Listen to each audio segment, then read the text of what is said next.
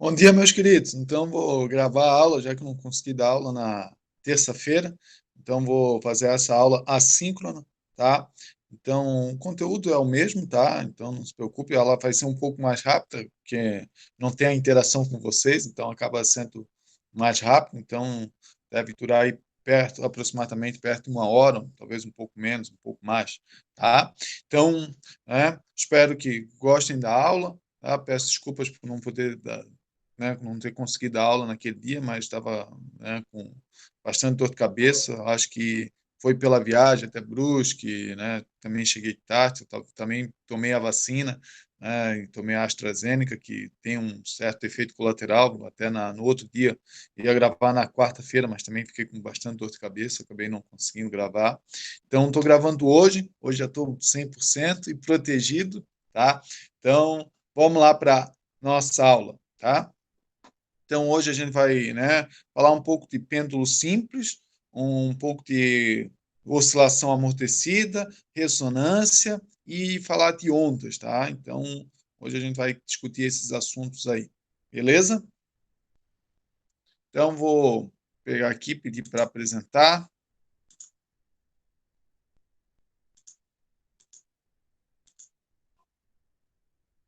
E vamos lá. Então, pêndulo simples. Vou dar um zoom aqui, tá? Então, é isso aí, ó. Esse é um pêndulo físico, tá? Mas a gente vai discutir mais o pêndulo simples, que é esse primeiro aqui, tá? Então, a gente vai ficar só no pêndulo simples, não vamos discutir o pêndulo físico, tá? Porque né, não tem no nosso cronograma o pêndulo físico. Tá? Então, vamos aqui no pêndulo simples. Tá? O pêndulo simples nada mais é, né, do que um fio com uma massa amarrada no final desse fio. Né? Então, é isso aí. Né? O fio é amarrado no teto, né, uma base, e no final desse fio tem uma massa. E a gente, né, esse pêndulo simples, ele nos dá ele tem um período muito bem definido, tá? Então, né, como a gente está no ensino superior, a gente vai meio que entender como que a gente chega a essa fórmula do pêndulo simples, tá? Não vou fazer aqui porque é muito próximo do que é do pêndulo, né, da massa-mola, né, do sistema massa-mola, e ela está bem descrita lá no, naquele material que eu mandei para vocês, que eu escrevi. Então, lá tem a descrição bem do sistema massa-mola, e ele, né, mostra mais ou menos como que a gente faz para... Eu peço que vocês tentem fazer qualquer dúvida, né, me chama, mas também, né, vocês não viram a parte de derivada, integral, então fica complicado, né, fazer essa dedução, porque a gente precisa dessa base de derivada e integral, beleza? Mas vamos entender aqui como funciona. Tá aí os pontos principais dele. Então, né, eu vou ter o meu pêndulo simples, deixa eu aumentar bem aqui, ó, eu quero deixar bem claro essa parte aqui, ó, do nosso sistema, tá? O desenho do pêndulo. Então, tem o teto, né? Nele eu amarrei uma corda com tamanho L, então o tamanho aqui, o L, é o tamanho da minha corda, tá? E tirei ele do equilíbrio, ou seja, eu puxei ele para o lado um certo ângulo θ, né? Então, tirei ele para o lado um pouquinho do θ. O que vai acontecer? Né? Sobre esse pêndulo, né, vai agir duas forças. Uma é a força de tração, né, sobre essa massa, desculpa, sobre essa massa vai ter uma força de tração que é provocada pelo fio, certo? E uma força peso, que ela é sempre puxada para baixo. Então aqui, ó, tem a força de tração, a T, e tem a força, né, gravitacional, a força peso, que a gente chamou aqui de FG. Beleza?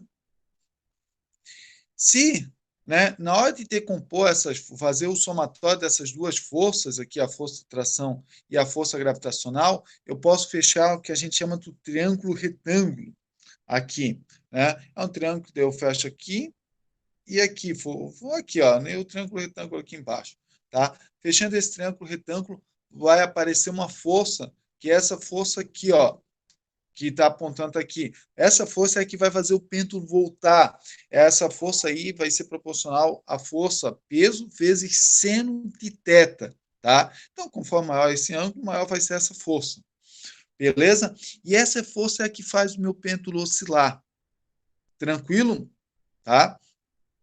Então, aqui, ele faz a dedução das fórmulas, né, a partir dessa força aqui, tá? Ou seja, ele iguala, né, menos L FG, né, que é a força peso vezes centro de θ, é igual a I vezes alfa. Alfa é a aceleração angular, ok? Qual é a jogada aqui? Tem uma jogada muito simples. Ele pega esse centro de θ e chama de θ. Por que isso? Porque daí fica muito simples eu deduzir, eu resolver essa equação, tá? Porque se eu calcular assim, eu não vou conseguir resolver de maneira simples, mas assim, portanto, isso aqui um θ, vai ficar simples, simples entre aspas, tá? Porque eu continuo precisando de uma derivada da integral, resolver uma equação,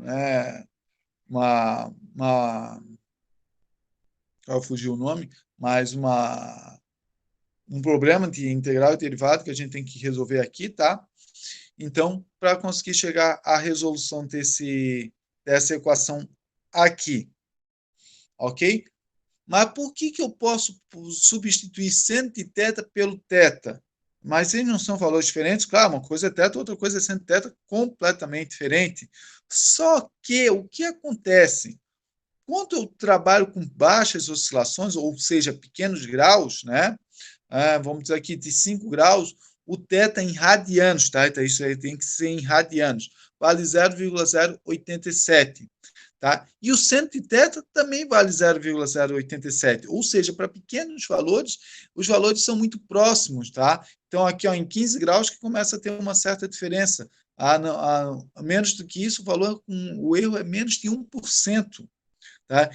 E, então, por isso que para pequenas oscilações, até 10 graus, essa aproximação é válida. Então, para pequenas aproximações, o período ele é constante, ele não depende do ângulo, tá?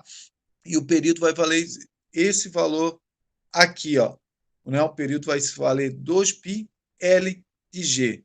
Né? 2π raiz de L sobre G. Onde o L é o comprimento do fio e o G é o valor da gravidade. Mas essa equação vale apenas essas equações valem apenas para pequenos deslocamentos. Por quê? Porque é para onde esses pequenos deslocamentos que θ e seno de θ têm valores muito próximos. Depois disso, essa aproximação não vale muito. Ok? Mas para pequenos deslocamentos, essa aproximação é válida e tem um valor bem satisfatório para o que a gente está fazendo. Ok? Então, do mesmo jeito que a gente tinha para calcular o período lá do sistema massa-mola, agora eu tenho como calcular o período do meu, né, pêndulo simples, que vai ser 2π raiz de LG. Tranquilo? Então, agora, quando eu quiser calcular, né, as partes para o pêndulo simples, eu posso usar essa relação aqui. Todas as outras relações também são válidas aqui, né? A comparação de frequência, com período, tudo isso é válido aqui também. Beleza? Aqui faz a dedução para o pêndulo físico, que não é o que a gente usa, né? E aqui tem, né, como eu falei para vocês, a aproximação que a gente está usando de θ em radianos com seno de θ. Tranquilo? Tá? Vou mostrar para vocês aqui ó, o pêndulo simples. Então, aqui eu tenho no PET colorado. Então, só digitar lá o PET colorado, que vocês vão chegar aqui. Então, tem um pêndulo simples aqui fazendo a sua oscilação. Vocês podem calcular, vai estar certinho, né? Então, se vocês observarem, né, a oscilação, se eu mudar a massa, a oscilação acaba não mudando, o período não vai alterar, né? Por quê? Porque vocês viram lá na nossa equação,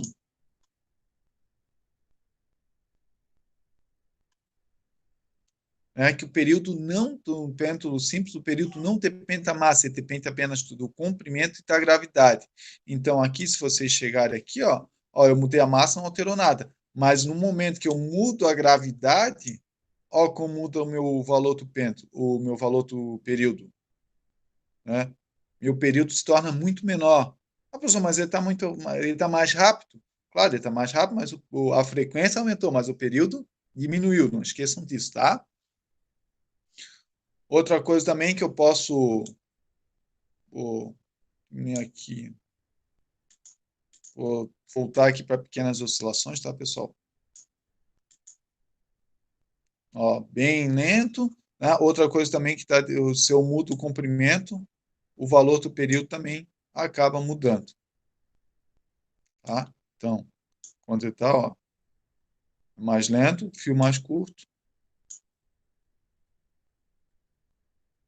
acaba mudando o período, tá? Então, né, mudando tanto o comprimento como a gravidade, a gente acaba, né, mudando o valor do período do pêndulo simples. Aqui tem professor, mas a gravidade não é a mesma, até assim, mas aqui a gente muda a gravidade mudando o planeta, tá? Então, eu peço para vocês fazerem esse experimento em casa. É um experimento bem simples, mas ele é bem significativo, né? Calcular a gravidade, né, usando um pêndulo simples, porque é uma coisa que é muito fácil de fazer, né? Todo mundo tem um pezinho e um fio, né? Amarra em alguma parte alta, então quanto maior o comprimento do fio é melhor para calcular, é mais preciso, né? O erro se torna menor, tá? Então aí pego e amarre no teto, então consigo fazer um pêndulo ali com 2,5 metros, né? E vocês vão conseguir calcular muito bem o valor da gravidade. Outra coisa que eu aconselho vocês para quando fazer esse experimento, né, não meça, não cronometre uma oscilação só. Faça o seguinte, né, vamos aumentar o comprimento do meu pêndulo aqui. Quando em cronometrar, ó, aqui eu tenho um cronômetro, tá? Vou aumentar aqui. Gravidade, vou botar aqui uns 10 graus para ficar mais coisa. Quando vocês se cronometrar, vocês pegam um ponto simples, um ponto, né? Vou escolher quando ele atingir esse ponto máximo aqui, ó, tá? Quando ele atingir o ponto máximo, eu vou disparar o cronômetro. Disparei. 1, 2, 3, 4, 5, 6, 7, 8, 9, 10. Parei, então contei 10 oscilações. Por quê? Porque se eu medir uma oscilação só, eu posso disparar o cronômetro um pouco antes, um pouco depois, eu perco, né, muita pressão na minha medida. Agora, quando eu faço com 10, né, eu consigo, né, dividir esse erro em 10 partes. Então, minha pressão vai ficar 10 vezes melhor. Tá? Então, se eu fizer 20 vezes, vai ficar ainda melhor. Tá? Então, para vocês fazerem em casa, vocês façam isso, né? Marquem o período, né? Que, vamos dizer, 20 oscilações e depois dividam isso por 20, aí vocês vão ter o período de uma oscilação, que é o que vocês vão colocar lá, e tentam resolver encontrar a gravidade aí na casa de vocês, tá? Vocês vão ver que é muito preciso e vocês vão encontrar o valor muito próximo da gravidade. Não esqueçam de usar, né, o período em segundos e o comprimento do fio em metros, que é o que a gente, né, no sistema internacional, a gravidade vai estar em metros por segundo ao quadrado. Beleza? Então, façam esse experimento na casa de vocês, tá? Que é bem interessante. Tá? Então, pêndulo simples era isso aí, tá? Depois vocês façam lá, tem alguns exercícios de pêndulo simples para resolver também lá na lista. Agora a gente vai discutir um pouquinho sobre o sistema massa-mola, tá? Mas o sistema massa-mola amortecido, né? Ou seja, é o que faz lá no carro, né, o amortecedor. O papel do amortecedor é amortecer esse sistema massa-mola, né? O carro é a massa e a mola do pneu com a roda ali, né? Então ele faz o quê? Ele tenta fazer esse sistema se tornar amortecido para não ficar oscilando, não ficar desconfortável. E aqui nosso sistema massa-mola é composto pela mola, pela massa e por essa placa aqui dentro de um líquido, né, para fazer o amortecimento, beleza? Então, esse aqui é o sistema massa-mola amortecido. Ele vai oscilar e o que vai acontecer? Vai oscilar até parar. E o que vai acontecer? Né? Aqui eu tenho que esse amortecimento, né, essa força que vai fazer parar, né, que essa força de atrito, ela é proporcional à velocidade, tá? Então, aqui, ó, tem um B, que é uma constante proporcionalidade, vezes a velocidade aqui, tá? E ela é proporcional à velocidade. Então, conforme maior a velocidade, mais difícil é se mover. Então, até o pessoal, quem, né, a água ela funciona dessa maneira, né? Então, para te obter uma certa velocidade, uma velocidade baixa na água não é tão difícil. Agora, para obter velocidades, né, altas na água, é muito difícil porque o atrito se torna cada vez maior, tá? Conforme a velocidade vai aumentando. Aqui eu tenho né, de acordo com a segunda lei de Newton, tem aqui a segunda lei de Newton, que é o somatório das forças, né? Então, aqui fala que a massa vezes a aceleração mais essa força de atrito mais a força da mola tem que ser igual a zero, tá? E ele manda resolver isso aqui e a solução é esse termo aqui, tá? X de t, né, que é a posição, é igual a amplitude do movimento vezes esse E aqui, que é a exponencial aqui menos elevado a menos bt sobre 2m, vezes cosseno de ômega t mais φ. Esse ômega t tem uma, um asterisco, não, um sinalzinho aqui, por quê? Né? Porque essa frequência angular aqui, ó, ela não é só o km como era antes, ela é km menos b ao quadrado sobre km ao quadrado, porque esse fator aqui vai acabar alterando a oscilação, a frequência da minha oscilação, a frequência angular da minha oscilação, claro, vai acabar deixando um pouco mais lento, vai diminuir essa frequência angular, tá? De oscilação. É claro, porque é mais difícil oscilar, né? Isso aí vai, né, deixar um pouco mais difícil. Beleza? E como que vai se comportar, né, a amplitude? Ó, se comportar, ela vai diminuindo conforme vai passando o tempo. Por quê? Porque esse termo aqui, ó, é uma exponencial. Então, se eu fizesse bem grande aqui, ó, isso aqui desenhava uma exponencial. Isso aqui é uma parte da exponencial, né? Então, essa diminuição da amplitude é devido a esse termo aqui, ó, tá? Conforme vai passando o tempo, né, esse valor vai ficando cada vez menor e vai fazendo a amplitude diminuir. Tá? Então, a oscilação nós temos aqui, que é provocada por esse termo aqui, ó, essa oscilação, e essa. Desculpa. E essa diminuição da amplitude é provocada pelo termo aqui da exponencial, que é, né, devido à força de atrito. Beleza? Então, quando temos um sistema amortecido, ele, né, é descrito com essa equação aqui. Tá? Aqui tem um exercício, tá, do sistema amortecido da massa mola. Vou fazer aqui só para vocês entenderem, tá? Ele fala aqui como que funciona.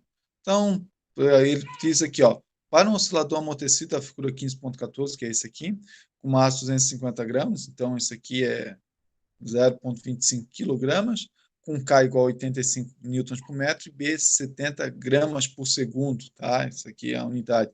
Para usar tem que ser transformar para quilogramas, então é só dividir por 1000 aqui, tá? Então, ele fala que na hora de calcular, né, ele pede o período, né? Então, o período de um oscilador, não, o oscilador amortecido, a gente teria que calcular com essa equação aqui, ó. Mas se vocês verem, como esse valor de B aqui é muito pequeno comparado com o K e com o valor do M aqui, esse valor aqui se torna, né, praticamente zero, praticamente nulo esse termo aqui. Então, aqui na resolução, ele só faz com a equação aqui. Se vocês quiserem tentar, podem tentar fazer com o valor da equação total do período, né? Com essa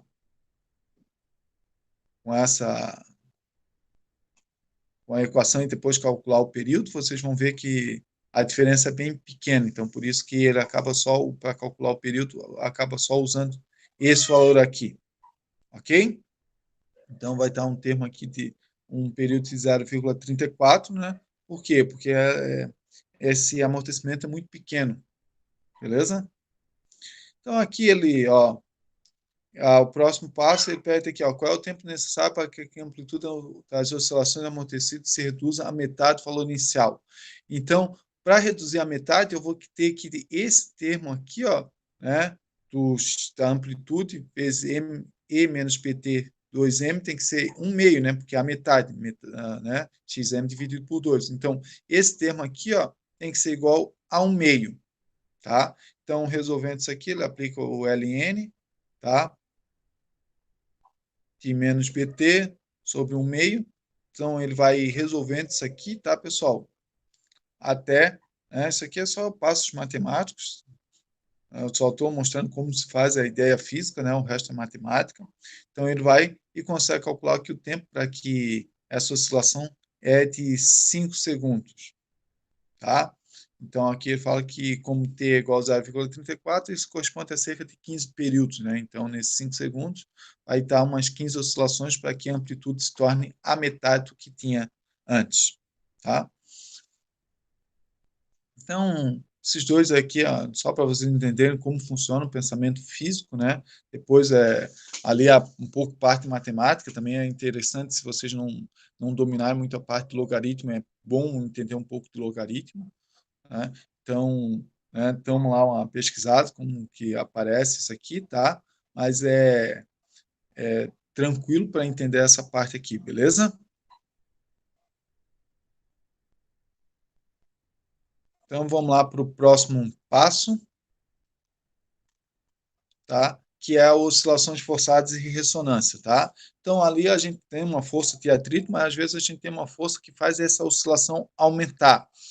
E o que vai acontecer? Como que isso eu posso explicar isso para você? É muito simples, é uma criança no balanço, né? Se você chegar lá na criança, cada vez está um empurrão um pouco mais forte, o que vai acontecer com essa oscilação? Vai se tornar cada vez maior, tá? Porque vocês, essa força, tá, aplicada, vocês é um oscilador externo que estão aplicando uma força, tá? E o que acontece? Se vocês aplicarem com a mesma frequência, né? Então, toda vez que a criança vem, vocês empurram ela para o outro lado. Então, vocês estão aplicando com a mesma frequência que ela está oscilando. O que vai fazer? A amplitude vai ficar cada vez maior, né? Até que, né, o balanço estoure, a criança caia, ou seja, que a amplitude, né, seja tão grande que rompa, tá? Isso é o que faz, né,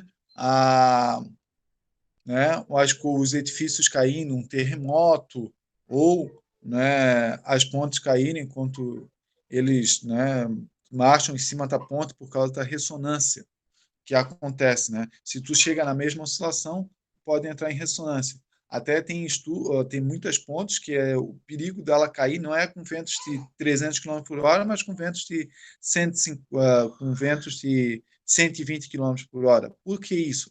Porque com 120 km por hora, esse vento tem a mesma ressonância que a ponte. Então, faz a ponte oscilar cada vez mais. Até se vocês observarem, quando acontece um terremoto que acaba destruindo uma cidade, ela não destrói todos os prédios, ela destrói um certo nível de prédios, ou seja, prédios com a mesma altura, ou um pouco mais alto, um pouco menor. Por que isso? Porque esses prédios que estavam com a mesma frequência que o terremoto. Tá? Então, muitos prédios tinham frequências diferentes, eles não acabam não oscilando tanto, porque a frequência do terremoto e a frequência natural de oscilação dele é diferente, tá? Então, é por isso que às vezes cai prédios baixos e os altos não caem por causa da frequência do terremoto, tá? Então, essa parte de ressonância é bem interessante por causa disso aí, tá? É o mesmo, né, a questão da ressonância magnética também funciona dessa maneira aí, né? A gente acaba fazendo uma oscilação e faz o que manda uma frequência e vê qual que é o átomo que oscila na mesma frequência que a gente está enviando, né? Então, acaba aumentando a amplitude de oscilação. Beleza? Então, né, essa é a parte de ressonância, né? O importante, né, da ressonância é, né, que a frequência do objeto e a frequência, né, dessa força aplicada tem que ser a mesma para que aconteça a ressonância. O que eles fazem, né, para que não aconteça isso? em prédios muito altos, eles colocam pêndulos dentro desse prédio para que, ou o sistema massa-mola, com frequências diferentes da frequência do prédio. Por que isso? Porque daí, na hora que começa a oscilar, mesmo que o prédio tenha a mesma frequência de oscilação que o vento que está fazendo ele oscilar, o que vai fazer? O prédio vai, né, com esse sistema massa-mola, esse pêndulo simples lá dentro, ele vai oscilar, mas o pêndulo e o sistema massa-mola vão ter frequências diferentes do prédio. Então, na hora que o prédio estiver indo, o sistema vai estar voltando. Então, vai atrapalhar esse movimento do prédio, né? Não permitindo que o prédio caia, né? Não permitindo que a amplitude se torne tão grande, fazendo que o prédio caia. Tá? Então, por isso que tem esses sistemas para proteger os prédios, né? Para, né, prédio muito alto, que tenha, né, que tenha muita que seja muito afetado pelos ventos, tá? Então tem como resolver esse problema aí. Tranquilo? Então, né, nessa parte aí era isso aí. Agora a gente vai, né, discutir um pouquinho de ondas. Eu vou falar basicamente o que é onda, então vou pegar.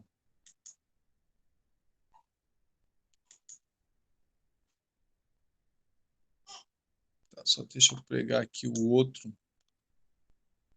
de ondas aqui, para a gente discutir um pouquinho de ondas, as características das ondas, para depois a gente entrar mesmo na parte da física e da matemática das ondas.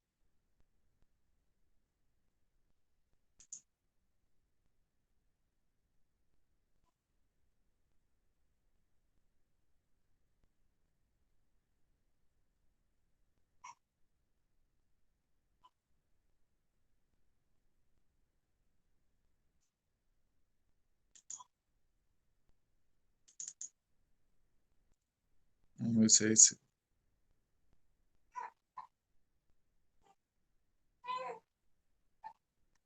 Então, aqui. Né? Então, vamos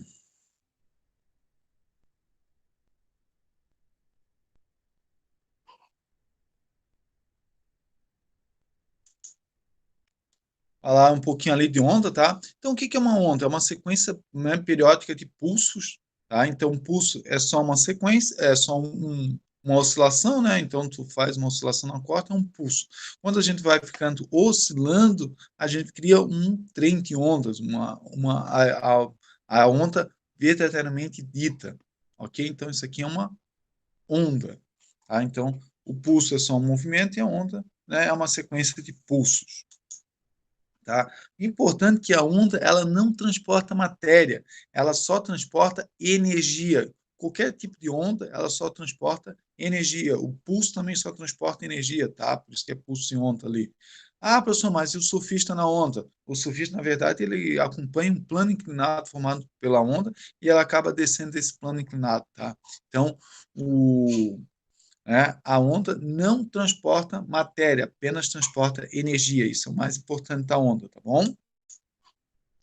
Aqui eu vou falar um pouquinho das características das ondas, né? As formas das ondas. Elas podem ser duas formas, ondas transversais ou ondas longitudinais. A gente vai ver a diferença. As ondas transversais são esse tipo aqui, ó, tá? O que acontece? As vibrações são perpendiculares à direção de propagação, ou seja, ela oscila numa direção, né? Ela vai para cima e para baixo, mas ela propaga na vertical, ela vai para frente ou para trás, tá? Então ela se propaga nessa direção e oscila na horizontal, beleza? Então isso é uma onda transversal, diferente da onda longitudinal, né? Que a onda sonora é uma onda longitudinal. O que acontece, né? A direção de vibração e a direção de propagação é a mesma, né? Então, ela oscila e viaja na mesma direção, né? Então, aqui, se vocês observarem aqui, ó, existe uma compressão, né? E depois existe uma distensão. Essa compressão viaja, né? Então, ela oscila, né? E viaja na mesma direção.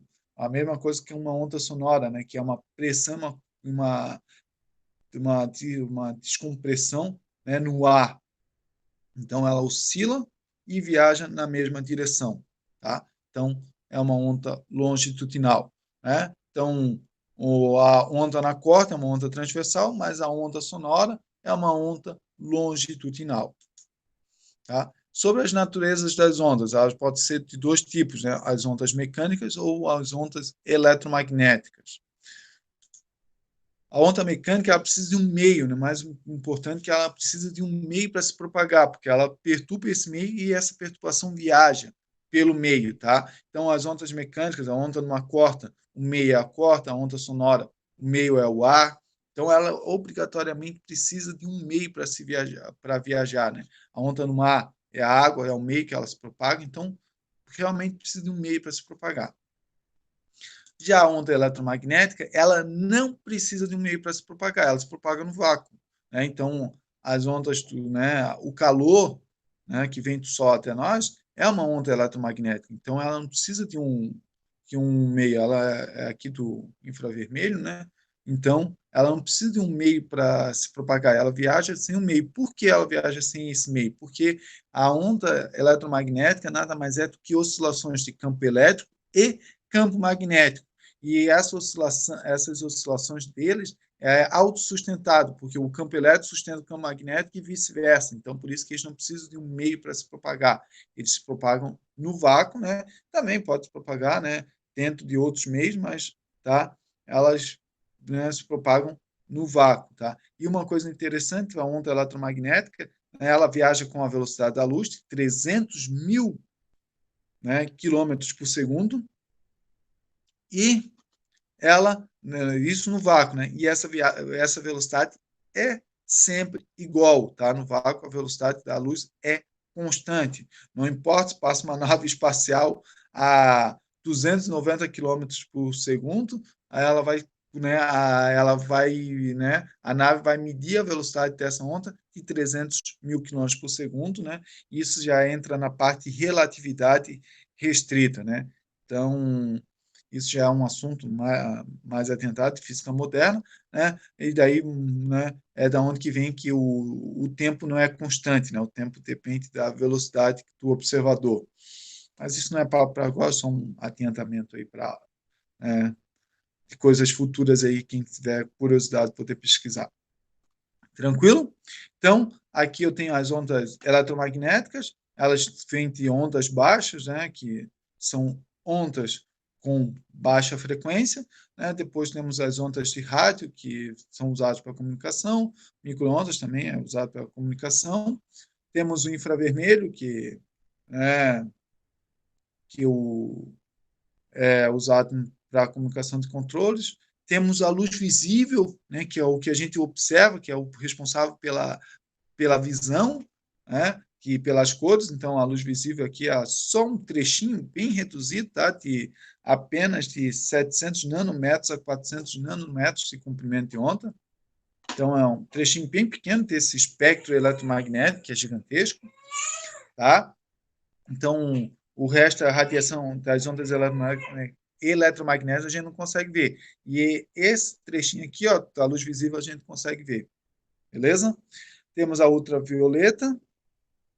Depois nós começamos a ter o raio-x e o raio gama. Isso aqui já começam a ter radiação ionizante. Essa radiação ela é prejudicial à saúde, tá? Por quê? Porque ela tem uma frequência muito alta, muito energética. E, né, quando chega no nosso corpo, ela acaba transferindo essa energia para a célula, podendo ser, né, altamente prejudicial às nossas células.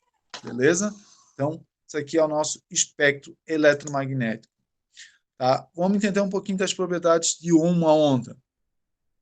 A onda, na verdade, né, é a distância, né, o comprimento de onda é a distância entre duas cristas. Então, está aqui até aqui, eu tenho um comprimento de onda, que é essa distância aqui de uma crista até a outra. Tranquilo? E a amplitude é a distância desse nível de equilíbrio até o máximo da crista da onda. Tá? Então, esse A aqui é a amplitude da onda. Beleza? Então, a distância também, né, o comprimento da onda também pode ser a distância entre dois vales, tá? É a mesma distância que as duas cristas. Então, esse lambda aqui é o comprimento de onda, é muito importante que vocês saibam medir o comprimento de onda, tá? Ela é, né, definir também, nós podemos definir a velocidade de uma onda, a gente vai definir ali depois a velocidade da onda, tá? Então, são essas partes aí importantes. Na parte superior a gente chama de crista, a parte de baixo a gente chama de vale. Tranquilo? Então,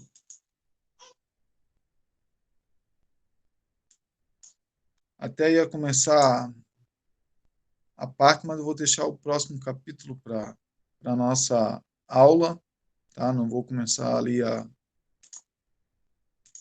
a parte de, né, para descrever as ondas aqui, então aqui falei um pouco das ondas, depois a gente vai passar aqui para a parte matemática, como descreve essa onda matematicamente, mas eu vou deixar para a próxima aula, tá? Para não ficar muito conteúdo para essa aula. Então, vamos ter mais ali 2 aulas eu consigo, né, terminar esse assunto. Eu não preciso mais de 2 aulas para a gente terminar esse assunto aí. E, né, depois a gente já marca a nossa prova, a nossa provinha, tá? Então, provavelmente a gente vai fazer a nossa prova aí daqui umas 2 semanas, né? Não, a próxima semana tem aula, na outra também tem aula e depois a nossa prova. Então, daqui umas 3 semanas aí, umas 2 semanas e meia, a gente vai ser a nossa prova. Então, qualquer coisa, deixa eu ver aqui no calendário. Então, vai ser lá para o dia 1º de julho. Dia 1º de julho a gente vai. 1º de julho, não, desculpa. 29, né? 29 de junho. Então, nossa avaliação vai ser lá em torno do dia 29 de junho, tá bom? Só para já deixar marcado, tá? Então, as 2 aulas a gente termina esse conteúdo. A lista de exercícios você está lá naquele arquivo que eu mandei para vocês, tá? Façam, né? Vão fazendo os exercícios conforme vão passando as aulas. Qualquer dúvida, entre em contato, tá? Então, fiquem bem, um grande abraço a todos aí e até o próximo encontro, que vai ser terça-feira, aí vai ser o presencial. Beleza? O presencial não, né? Vai ser síncrono, né? Aí isso é a vontade da. Beleza, pessoal? Então vai ser síncrono, não vai ser presencial ainda não, tá? Um grande abraço a todos e fiquem bem.